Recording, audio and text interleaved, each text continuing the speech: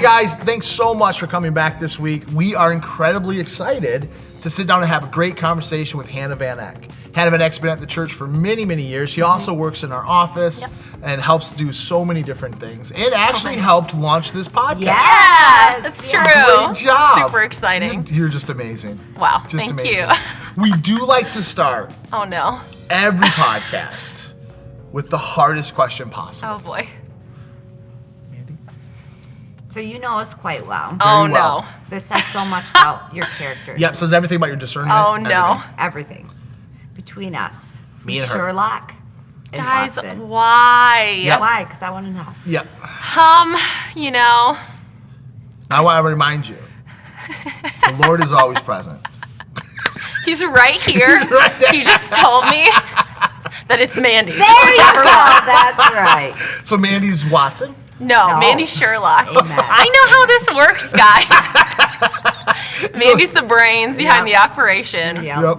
And I'm. Sorry, Carl. What am The I? looks. Yeah. Definitely not the looks. So Mandy's just everything. She's the total package. Oh my She's- gosh. She's Sherlock and Watson. Yeah. So what are you then? The stagecoach. Wow. I transport them where they need to be. Okay. No, thank you so much for doing this. Yeah, I'm we excited are to be here. excited. And as you know, the whole basis of our podcast and this podcast is to hear about your testimony, what Yeah. Jesus Christ has done for you. Yeah, So so if we cool. could, if you could just start us off just by telling us a little bit about your childhood, how you Yeah. grew up, what age you encountered God, Yeah. what shifted for you. Yeah. Just start there. Yeah. Oh man, so fun. I love like listening to the podcast and even thinking back on my own journey because it's really cool to see how God has you through every season. And it's Yeah. like, it really builds faith and stirs that up. So even as I was reflecting on my own journey and just listening to everybody else's episodes, it's just so incredible to see God's faithfulness. And I think like, it's really cool that God can meet everybody in a custom way without like losing any characteristic of who he is. You Oh, know? so true. So cool. Yeah. So my parents loved the Lord, and so they raised us in a Christian home, and they were always really good about like teaching us. I was homeschooled, so my mom was my teacher Nice. too. Amen. And so they were awesome about, we went to Sunday school and did all that stuff. I can't remember the first time that I prayed Sure, the prayer, but sure. I remember every time after that, every summer camp, every mountaintop experience, right? I do remember when I got baptized in the Holy Spirit. And I'm going to have to fact check this with my mom, but I'm pretty sure it happened. I'm pretty sure she said, Hannah, you're going to sit on this couch and you can get up when you speak in tongues. Oh, wow. And so I figured it out, and I do remember that. I do That's remember that. Brilliant. It's something. But I would say that even as a kid and being raised in a Christian home, sometimes you get confused between what's a Christian value Yes. and what's like a cultural value. And so Yeah. oftentimes kids who are raised in Christian homes, they just think this is just how my family is. This is how we operate, and it doesn't really become a heart transformation or a revelation until older. And so even though I grew up saved, there was definitely a lot of shame that I struggled with, and I'm very, very type A. Enneagram shout out, I'm a 1. So it's, Amen. you're concerned about being a good person and Sure, if you measure up. And so I remember even as a kid, I felt so much shame and anxiety and stress over just little things and big things. And so I remember wanting to know the Lord more and wanting to be a good person, even after I was saved, right? And not really knowing how to get there, and feeling that pressure to perform and to be something that I wasn't because I didn't understand the authenticity aspect. And so when my faith became real to me, I think, and when I started to pursue the Lord, was when I was a junior in high school, actually. And what ended up happening was, I don't know if you guys have a family that's they feel like family to you. They're not related to you, but they're your people, right? Absolutely. So we had a family like that, and their daughter was the same age as my oldest sister, and she had gone overseas to do a mission trip. And it was a 9-month trip, and 8 months before she was supposed to come back, she actually got killed in a car accident. No way. And the car rolled, and she wasn't wearing her seatbelt, and so she passed away. And I can remember the details of that whole situation. My parents got the call from the missionary base because they couldn't get a hold of their family. We had just gone to church with their family, and so I remember my mom being on the phone saying, hey, Sarah's been involved in a car accident, and she didn't make it. And my sister's name's Sarah, and so I was like, oh no. And then she was like, no. this girl, and my heart just like dropped thinking about their family. You know, it almost makes it worse when you think of the grief that somebody else has to go through. But that really shook my world. And when you have an experience like that, it really makes all of the little, like the little stupid stuff, right? It fades it away, and you come to this decision point of, what do I believe? What is real in my life, and what am I going to hold on to? And so I remember that was in April, and I remember that whole summer struggling not only with grief, but with just trying to figure out like where I stood with the whole God thing. And I think I remember being in my bedroom. I remember being like, God, I know that you're real. Like, I never doubted that he was real. I said, I know that you're real, and I want this. And to me, it almost felt like, okay, in this moment, I'm choosing you, and I'm choosing to forget all of the performance and all of the things that I had before, because they didn't work for me, right? Yeah. And so that kind of began this really slow and steady journey of chasing after the Lord. Yeah. And it's cool. In church, actually, we recently just did this new Seekers series. Yeah. And because I was a junior in high school, you know, you get the graduation cards, and it's like, for I know the plans I have for you, says the Lord, Jeremiah 29:11. And I always thought it was funny that nobody read the verse after that, you know, which is what the new Seekers series is about. And it's like, if you pursue me, basically, I'll turn towards you. Yes. Like, God is saying, I'm not trying to hide from you. I want to draw near to you, but you take the first step, and I am faithful to match it. Yep. And I remember, even at that point in my life, like, realizing that and being like, okay, God, I know that you're real. Like, I know that, and everything else I'm just going to forget about. And I know that you said, if I pursue you, that you are faithful to draw near to me. And so, yeah, it just began this journey of chasing after the Lord. And, you know, I think for me, my journey was a lot about unlearning in some ways and unwinding, because I had gotten so wound up in performance, so wound up in achievement. And I think, you know, I'm sure a lot of people who are Christians have experienced that, right? Yeah. And it doesn't help. It really doesn't help anything. And so it's just been amazing. And I even think, like, to see my timeline, because that was over 10 years ago now, right? Wow. And I can see this journey of being, you know, that free kid whose heart is just like so open and joyful, and then the trials and tribulations of early adulthood come, right? And you get all caught up in the performance and in shame and in whatever else you might be dealing with. And I can say, over the past 10 years, the Lord has brought me on this journey of almost unwinding and bringing me back into his fullness and into restoration. So and so after high school, I actually went down to Texas and was part of a program there, like a discipleship program, moved out, and ended up, that was the first time I think I really got plugged into community, and I learned what vulnerability was. And you start to learn what it means to have healthy relationships. Yeah. And that changes things for you. And so, I went to film school after that, and then moved to Grand Rapids, Michigan. Here we are. So you were in Minnesota, right? Yeah. Yep. Grew up in Minnesota. Minnesota. How did you hear about the Point Church? Yeah. Yeah. So when I had so after college, moved back to Minnesota to do photography at a camp that I grew up going to. You went to college in Texas? No, this is how it went. Ready?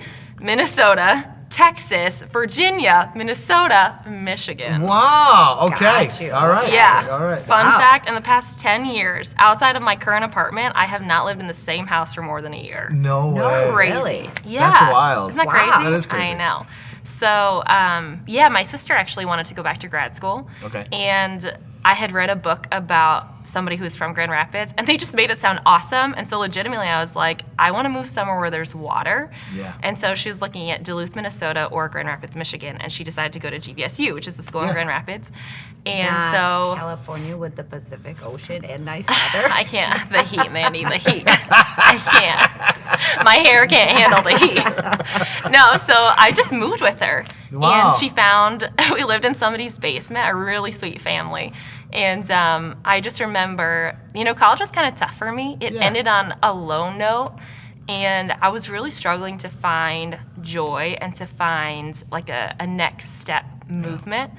And so I just remember when we moved to Grand Rapids, I knew that I needed to be really serious about my walk with the Lord, and I knew that meant I had to get plugged into community, because in college, you get plugged in. Well, maybe some people do this differently, but for me, it was I would go every once in a while, and you like kind of meet people, but you're in transition. Yes. It's like when you go on a mission trip. You can tolerate anything for so long, Yes, right? absolutely. And so it was really transitional. And so when I came here, I thought, this is really important, and I think I need to get plugged in somewhere. And so I started Googling churches. Actually, this is the first time I ever knew who you were. I came to our young adult ministry at the time in Easttown. Yeah. And the room was packed. I came in late because that's what you do when you're visiting a church. Right. And I just remember the room was so packed, and I tried to stand on the back wall. And I'm pretty sure somebody told me that I had to sit down because they were like, you have to leave this area open. You have to sit down. Yeah. But everybody was so loud and crazy. And they were like, and this guy from California is back with us today. And everyone was like, woo. And I don't even think you spoke. I think you were just there. I don't know. Maybe I'm remembering this wrong. But that was my first impression of you. Sure. I think you were there by yourself. And then that was honestly, at that point in my life, a little too rowdy for me. A little bit Sure, too much. yeah. Didn't understand why people were so excited about worshiping the Lord and Yeah. what he did in their life. And this dude from California. And this dude from California, I'm like, Right. what in the world? Who's he? Who's he? Y'all are loud. So, Y'all loud. y'all are loud. So then I came to Caledonia one Sunday, and you hear people say that their experience at their home church felt like home. Yeah. And you're like, what a cliche. That's so weird. Yeah. But it did. Yeah, I get it. In Yeah. like the craziest way. And I think, like, for me, coming to Caledonia was encountering a body of people who love the Lord passionately, Yes. who were like biblically founded, even in like moving in the gifts of the Holy Spirit. Like that was new to me because I grew up with that, but it was explained differently here. Sure. In a way Yeah. that didn't feel like scary or chaotic to me personally. Yeah. And I just remember walking in and feeling such freedom and such peace. I think I probably cried for the first year that I came here because if you're not used to it, it's just Absolutely. like it Right. overwhelms you. Yes. And especially if you're like my personality where you're just wound so tight and you're looking for that breath of fresh air, Yeah. it just undoes you. Yeah. And so that was my experience at Caledonia. And I actually got recruited to serve on video because I had been to film school. And I'm so grateful for that because I think that's probably what kept me coming back. Else Sure. I think I would have like come for a little bit and then been like, I don't know, I don't want to go back or something. Sure, but yeah, that yeah. kept me coming back. And then you also did one of our discipleship groups. yeah, And yeah, so how long had you been coming to the church before you started doing the a discipleship groups? year. Wow. Yeah, and you know what? I tried to move away. One of my favorite stories. It's just so when I moved to Grand Rapids, it was a tough first year. You Sure. move somewhere and Yeah. other than my sister, I didn't have any connections here, Right. like literally Right. none. My network, like I was a nanny, so you don't really network Sure. through that. With So adults. yeah, Kids, it's hard to yeah, get connected yeah. and plugged in. And so, I was trying to move back home to Minnesota. I actually did for a couple weeks. And while I was home, in response to a prophetic word that I had gotten, I really thought and took time to evaluate, like, am I supposed to do Rev? Because that had kind of been, like, the message of my last week here before I left. Wow. And I just remember God told me, like, I'll bless whatever you do, but if you want my best, like that's in So Grand good. Rapids. And I remember seeing, it was just like this analogy of like, do you want silver or do you want gold? They're Yeah. both awesome and you're Yep. gonna be fine either way. Yeah. And just knowing like as a gut conviction, like I'm going back. And I have to explain to all my family and friends why I'm going back.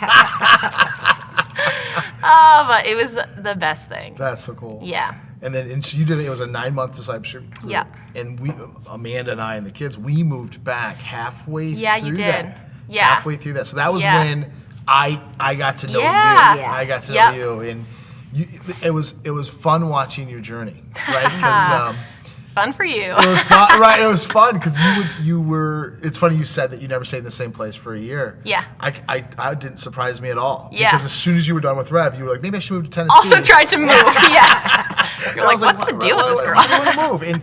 But there was this aspect of you where, even on Rev, Yeah.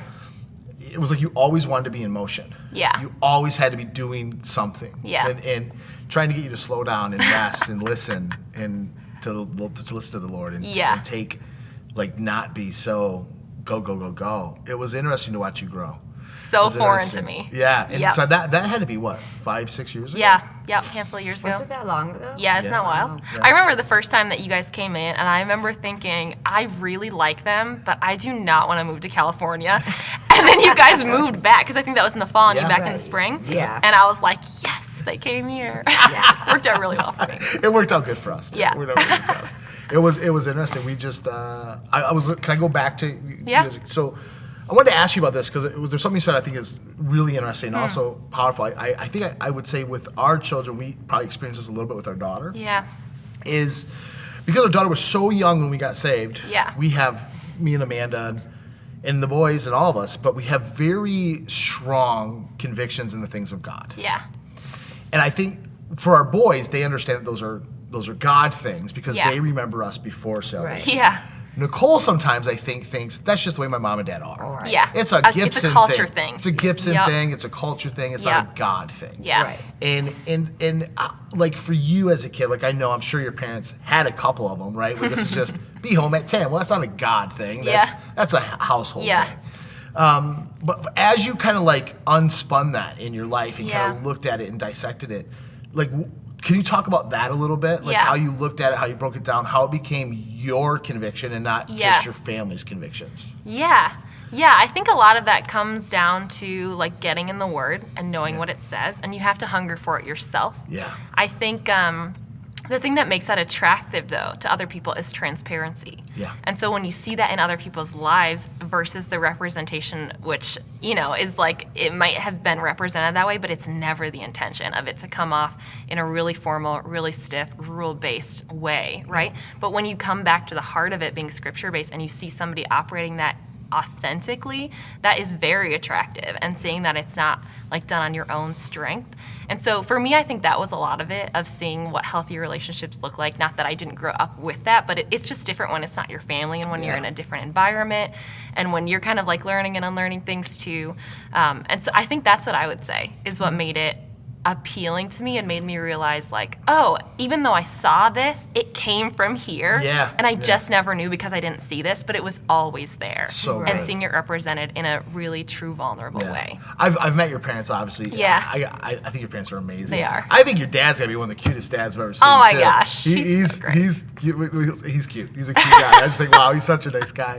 But it's such a like you come from this childhood that Yeah. I mean, in a lot of ways, it is a dream childhood. I know Yeah. there's struggles even in a dream Yeah. childhood. Like I'm not naive to that. Yeah. But it's a very good foundation. You Yeah. know, and so like for you, how do you Yeah. think that helped you recognize the importance of God in your life?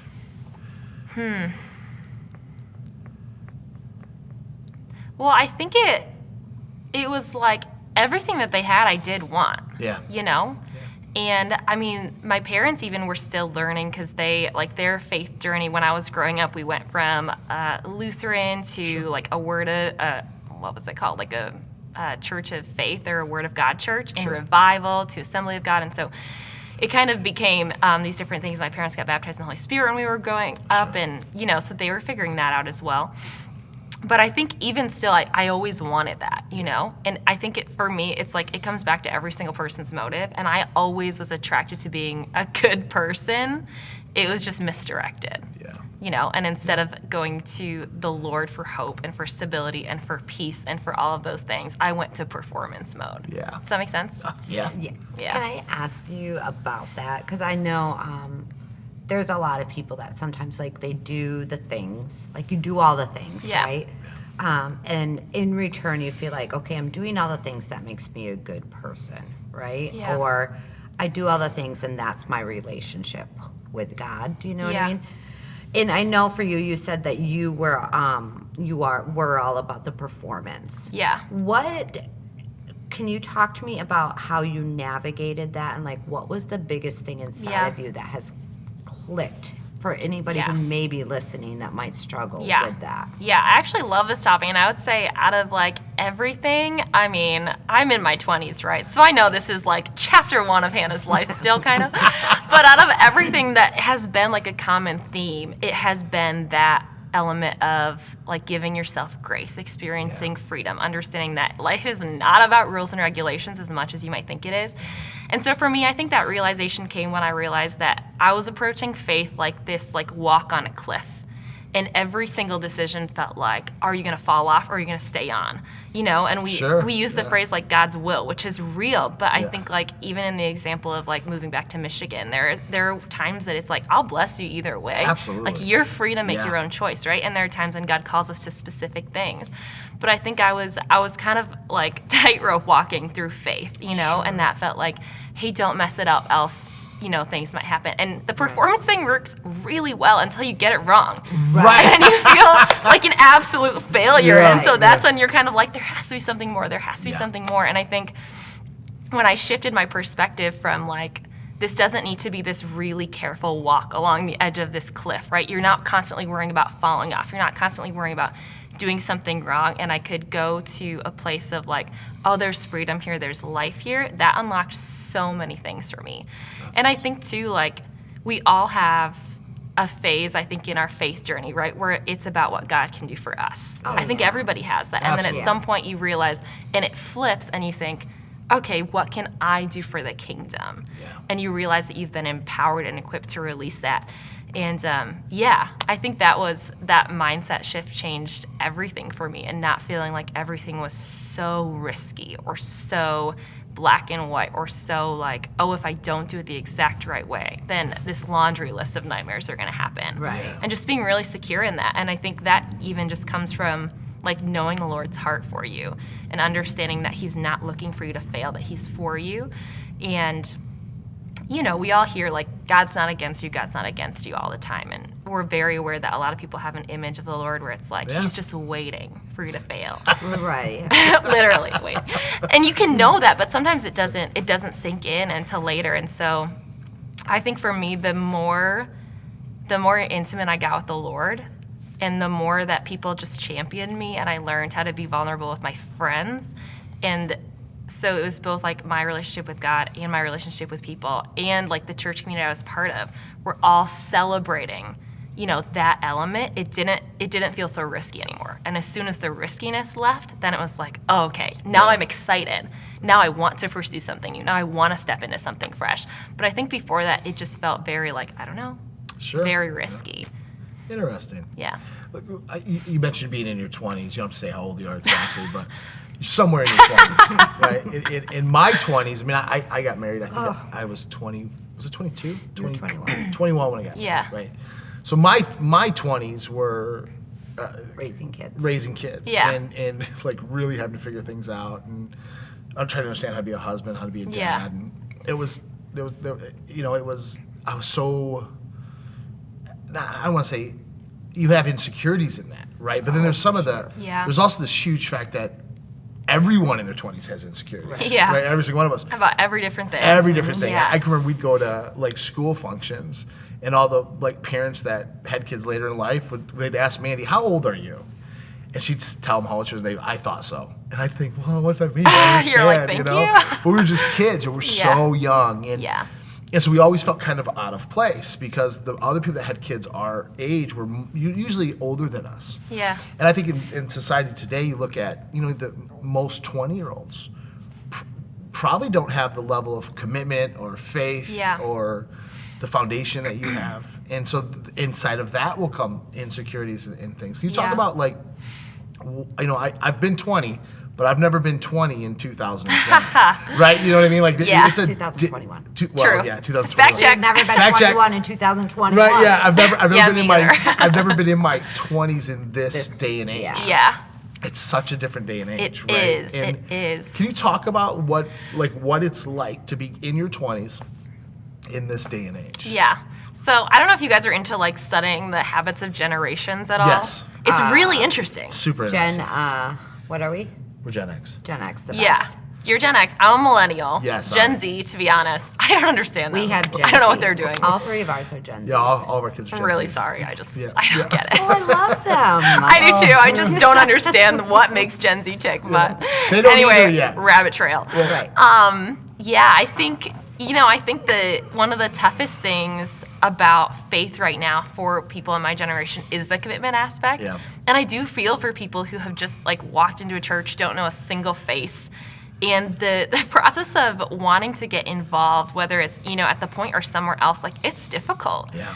And the art of relationships is changing, you know. And I remember, like, there's a couple in the church, and we'll say, if you hang out with them, you know you'll have a good time, right? Yeah. They'll bring out the board games. You're gonna have a potluck dinner. Like, it's yeah. gonna be Not us. good. No, it's not. You're like, we'll bring out the pizza.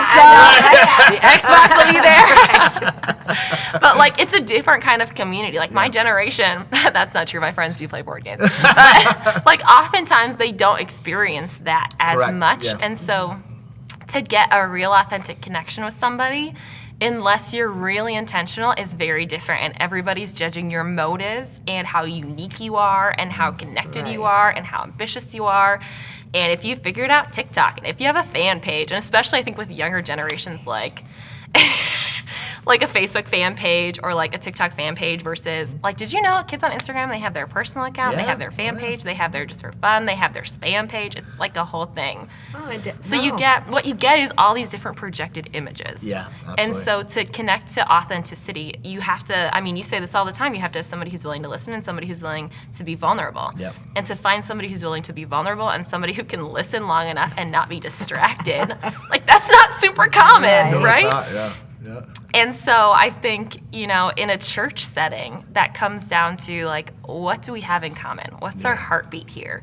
And in my opinion, that should trump everything else. Yeah. If we're part of the same family, the same body, and we're growing together and we're committed together, it doesn't matter if we have zero common hobbies or interests. It's yeah. just like, I'm for you, right? And so there's Yeah. that natural camaraderie. But outside of something like that, it's really difficult relationally. And people crave that. They do. They want that security and they want that connectedness. And so, yeah, it's tough. It's interesting because I remember, you know, my generation. I can remember. I not like it was yesterday. I mean, listen, I haven't been a teenager in a long time, but I can remember as a teenager like hopping on my bicycle Yeah. and ride around the block to see where all the other bicycles were. Yeah. And that's where you'd go. And that's where you go. Yeah. And so you drive around and you go to my buddy Kenny's house, no Yeah. Xbox. Then I'm gonna hit Josh's house. Yeah. You know, and there'd be a bunch of bicycles. I know they're in the basement. They're playing double dribble. Yeah. And I'm invited. Yeah. Because I'm a friend. Yeah. You know, and you stop, you knock on the door. Yeah. And you'd go downstairs. Yeah. And, you know, you'd hang out. And although I can remember in my early 20s thinking I knew it all, I also Yeah. was very aware I was an idiot.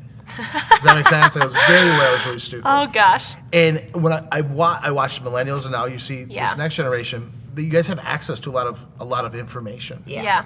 But information is very different than intelligence. Yeah.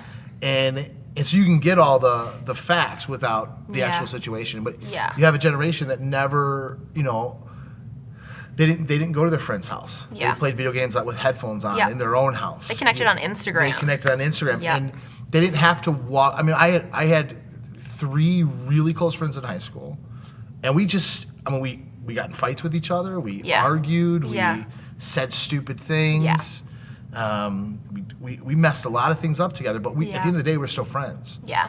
And I used to love to tell the story. I had a friend, Kevin Smith, who's probably one of him and Kenny, and they're some of my closest friends. But we had bought a box of hockey cards. You know, you just buy like boxes, and we just divided them up. And like a week later or so, we're going through each other's cards. Like, of course we know what each other got because we were all there. And he's like, "Hey, Karl, this was supposed to be my card." And I was like, "Oh, well, just take it then." Yeah. Like, I didn't care. And he was like, "I think you stole it." And I was like, "Oh, okay." You're trying to pick a fight? Yeah, like, I was like really confused, but I understood that he really genuinely thought that. Yeah. And then like he didn't talk to me for a week. And then he called me one day and he's like, "Well, I think you stole the card, but I still want to be your friend. Our friendship's more important than a 50-cent card." Yeah. And I was like, "How do you know it was only 50 cents?" He's like, "Well, I looked it up to see how much you stole." He was invested. He was invested. He had you on the hook. So like years later, I remember, I think it was when he graduated high school, I gave him the card. I had always saved it, you know, and when he graduated high school, I gave it to him. It was only worth 10 cents now. Interesting. But we had to work those things out. Yeah. You know, I remember. Your childhood was completely different than mine. Right, but you know, you grew up in a really small town. Right. Same, You know, same, man. We went to the park 700 and waited people. for the new kids on the block my gosh. tour bus to break down on the side of the road. That never happened, did it? No, but then we also practiced figure skating. Figure skating. What? Yeah. Such a. That's all we did. But you had community, and you had to work it out. But then I watched Austin grow up, and he had some close friends. Yeah. But he had so many connections online. Yeah. And then now Nicole, it's even more so. Yeah. And I don't know if your generation has figured out how to stay in relationship as well. Yeah. And I think that's one of the challenges. Yeah. Well, I do You know? think it's funny because just speaking of that, like, we have 3 kids clearly. Yeah. But I'm always, whenever they need to get in touch with somebody, I'm like, did you call them? Right? Like, have a conversation with them. And they're like, yeah, I texted them. Oh, yeah. And I would I'm rather like- text than call any Right, day. and Calls I'm are like terrifying. Yeah, and I'm like, you need to call them. Yes. It's like, no, I got it taken care of. I'm texting right now. And I'm like, there's still that disconnect with texting Yeah. because, like, you can totally misread a text, Yeah. right? And Yeah. even on the phone, though, you can convey your heart in a Yeah. different way. But there's even that, it seems like there's the space in between all the relationships. Yeah. Maybe to protect, I don't know. Yeah. But I do think it's interesting watching how it's navigated, and then we don't know what we're talking about because we're old and we don't know this day and age. Is what I've been told. Wow. So, Listen, you're not irrelevant. Whatever you've been told, okay? We need your wisdom. but I do. I just think it's interesting watching that. But I wanted to touch something on what you said. Because you were talking about your relationship with God, your relationship with community, and then Yeah. your relationship with the church and Yeah. how that has helped you. What would you say would be the biggest value of the community that you have around you? Oh my goodness. Just one? What? Well, I mean, it's You can just top I mean, 3. whatever Oh my you want, gosh. but So many things. I think being part of Rev, like at the time you were expected to show up to everything. And so like whether you wanted to or not, introvert or extrovert, didn't matter. It was like, here you go. You're gonna be there every time for everything. And so I kind of got dropped into the middle of this already like thriving and passionate and connected community. And I think that's probably the best thing that happened to me when I moved to Grand Rapids, good. genuinely, because it changed everything. And I think, like, what's the phrase? You're the smartest person in the room if you're by yourself, right? Like, you don't know what you don't know. That's true. And you don't know what you're going afterwards if you're just, like, alone. So to have people not only to, like, model what it meant to run after the Lord passionately, like, to model what it meant to worship, to bring prophetic words, like, not just Sunday morning, but then to model friendship, to model, like, I remember going to a life group back in the day. And the couple who hosted it, they would reach out to me literally every single week. And because I was super flaky back then, I was like, I don't know, maybe I'll go, maybe I won't. But every single week, they were back like, hey, we'd love to see you. Like, come, enjoy a meal with us, sit on our couch, drink a cup of tea, stay as long as you like. Wow. And I didn't know how to respond to that, which again, maybe that's like a generation sign. Like, I don't know, but it was always like, oh, what do you want me to do? Right. Like, how do I show up Right. here? And so you I always think... thought did you think there was this expectation that Yeah. you had to bring something? Oh yeah, to- absolutely. If you didn't bring something, then as a contribution, then you were not a contribution. And that's even been like a huge life lesson in myself, even with my close friends. Like, I don't have to perform. Yeah, And so if I true. bring nothing to the table, that's okay. Absolutely. 100%. And so That's gotten me through my whole marriage. I don't bring anything to the table. okay, super out of context for the record. Oh my gosh. Wow. Good to know. Mandy, Skating by the last 21 years. so Mandy really is the whole Right. show over She's here. the whole show. She's the whole show. Oh my gosh, no, but I think my community in the best way for me, I think they helped chip away at those performance walls and those fences Good for that you. That's that awesome. said, hey, come this close, but no closer. Yeah. And I don't want you to see what's really going on because then you won't love me anymore. Yeah. And which comes back to the whole security and God thing, right? If things aren't so risky and so heavy and so weighty, and you feel truly secure in the Lord, it affects your relationships with people. It affects how you bring yourself to the table. And you don't have to perform anymore, right? Because there's no reason to when you realize, like, just as you are. And I know it's so simple and it's so cliche, but when you have a revelation on it and you experience that, it changes everything for you. Yeah. And so I think the community here in GR did that for me. And they just kept reaffirming and kept reaffirming and kept reaffirming. No matter what, like, we love you, we support you, we're gonna help you grow, we want the best for you. We think you're awesome, we wanna hang out with you, like, just everything. And I Yeah. think, we all know life's about relationships. Yeah. It is. But I think until you experience that in a different way, which isn't to discount any community I was part of before, I hadn't No, found I it understand, in that way before. It changes everything. So it really great. does. That's amazing. It's so valuable. That's amazing.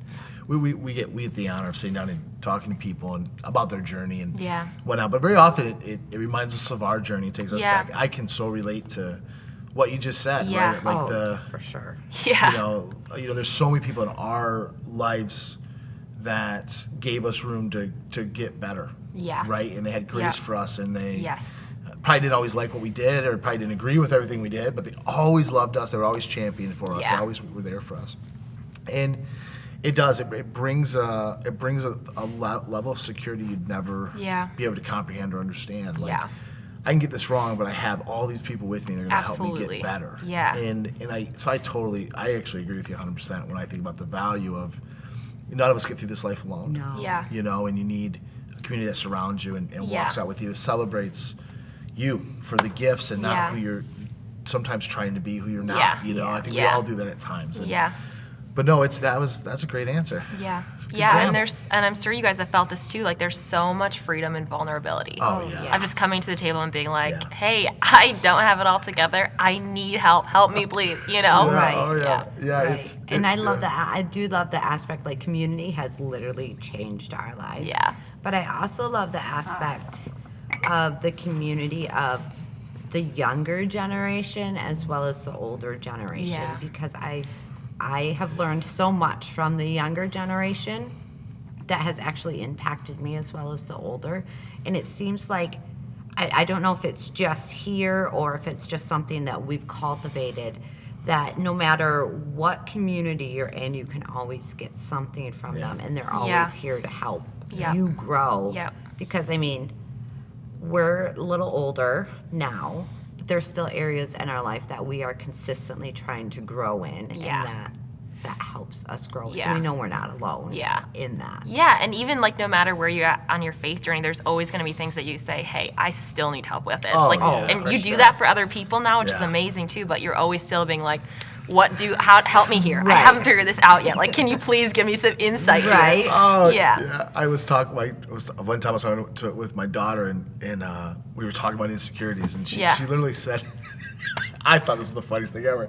She literally was like, "Dad, you'll never understand." I was like, "Why?" She's like, "Because what have you ever had to be insecure about?" And I was like, "Girl, something I did yesterday." You know? Like every single one of us can look back at 1, 2, 3, 4 days ago and go, "Man, I'd have done that different." You know, and I always say this, right? Everyone is young the first time they do anything. Oh, for sure. Because they've never done it before. Yeah. Right? So they're brand new. Yeah. So even at 42, if you try something new for the first time, you're a kid. Yeah. Right? And you have to go through the experience is what allows you to grow in it. And Mandy teases me all the time, because I couldn't get, I'm going to mess it up now. I used to call it's photogram. What is it? What? Instagram. For years. Picturegram. Yeah, I called it 100%. Yeah, I called it time. picturegram. That's amazing. all the Never time. change. Never change. Right, yeah. And Please. I could never get it right, you know, and even social media, I'm terrible at social media, you know. I'll pull some photos, unless, you know, I don't even know how to, like, copy a picture to repost it, right? And I watch the kids do it, and I think, man, you guys are brilliant. And I can remember with VCRs came out. That's how old I am. My mom was amazed I could set the timer to record before she could, you know. But it's constant because you don't have that realization that you're young every time you start something new. And I think when we realize that we're, as a church community, we're all growing up together. Yeah. No matter how old you are. You Yeah. know, the person that I think is the wisest guy I've ever met, he's still growing up. Yeah. You know, and it's this aspect that we get to do it together. Yeah. We get to grow together. Yeah, and I think that's so cool because, like, the cross-generational relationships within the body can just be so empowering. Absolutely. And it's like, I think sometimes, you know, I don't know, maybe it's like intimidating for a younger person to like reach out to an older person, and maybe the older person is like, I don't know, what do I have to bring, right? And so you're both kind of like battling that, like, how do we make this work? But when it happens, like, it's so beneficial. And if we're a family, then that's how we're supposed to operate, right? Like, it's not a clique, or it's not like a, well, you can't relate to my life experiences, so sorry, you're like out. It's like we're all together in that. And I think, like, having a heart for that is so beautiful, biblical. You know, it's like I want to see more of that. Yeah, absolutely. Yeah. Well, let me ask you this. What kind of, I so appreciate your time in doing this. Well, I have one question real quick. I had before you another ask. question Oh my gosh. too. Anyways. Oh no. Okay, you guys can both ask your questions, all right? Well, mine's not necessarily serious. Well, so. then you ask your question Okay. first. So, you grew up in Minnesota, correct? Yes. Oh no. And I heard that you grew up on a farm. Yes, I did. What type of farm did you grow up Hobby farm. on? With what? Oh, we're going there. Fainting goats. I knew that's what you wanted out of me. Listen. What did they do? This is What the did they story. do? They faint. So me, I think it's the 13-year-old girl. It's amazing- all worth it for this story.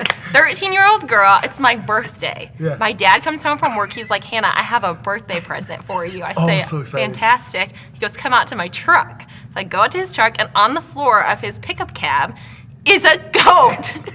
And I was like, this is not my heart's desire. I was like, please, Dad, will you get me a fainting goat? Like, we had a neighbor who had them. I probably said they were cool once. I don't know. So he shows up with this gun, and it gets better. He's like, she is pregnant. No. She's doing a month. And so, yeah, from my 13th birthday all the way through high school, I raised fainting goats. This love is the it. deal. If they get scared, they release a chemical in their joints. Mandy's losing love it. And it causes it to lock up, and they wobble and fall over. It does not hurt the goat, okay? They come back very quickly. They're really fun, and they're really cute. They are. I mean, I just so thought cute. I just thought that was an amazing fun fact. About Listen, I know I'm Hannah's so life. classy and sophisticated now, and Right. you would never expect me to grow up on a farm, okay? But I was a farm girl. There, I always see those little memes with the little goats jumping all around with the little pajamas on. No, We had a goat that was born in the winter once, and Minnesota's winter's super cold. Yeah. So we had to keep the goat inside. I can't believe my mom let us do this. And at the same time, we had 2 kittens that we were rescuing, and the goat lived in our basement. Her name was Gracie. Her little ear tips were frozen off. She was really sad looking. They but froze off. Yeah, it was so cold. But she had a diaper. It's not that sad. It's okay. She was okay. Did they grow But back? she wore a diaper around, and she literally was that. No, they didn't grow back. Oh. It's just the tips. But she would like hop around, and we would all do this game where we would sit really still in a circle, and then we'd go, boom. All of a sudden, she would literally just drop. And Hannah! Oh, the poor goat, poor Gracie. She's okay. I feel like we should get one. Boom. Just my whole family sitting on the floor in silence waiting. Oh my gosh, I'm so glad you asked that question. Did your dad know it was a fainting goat? Oh, absolutely. 100%. I love your dad so much more now. He is a gem. That is the great. I cannot imagine giving my 13-year-old daughter a goat. Yeah, I don't think that would have worked as well for you. No, not at all. Not at all. Nope. Oh my Hannah, goodness. that's a great. I'm really glad you went there, babe. I was gonna let it totally slide. Oh, on that not me. story. I did Wow. love the fainting goat. Fainting goat's amazing. Well, let me actually kind of end on this. I need to get together. Not over it. Yeah. Sit really still. Sit really still. All over the face. They release a chemical in it. That's great. Oh, they do. Obviously, not all goats are fainting goats. No. Just the specific ones. I don't know. I'm not a farm guy. I'm tempted to ask you what you know about goats, but I don't want to go there. Nothing. I know nothing about goats. No.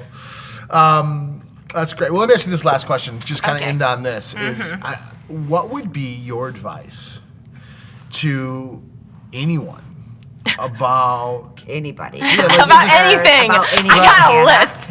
Oh my gosh. Your advice about anything in general. nice? Don't take yourself so That's- seriously. That's my advice. Okay, great answer. Thank you. go. No, Go on. no, Go no. on. Go on. Anyway.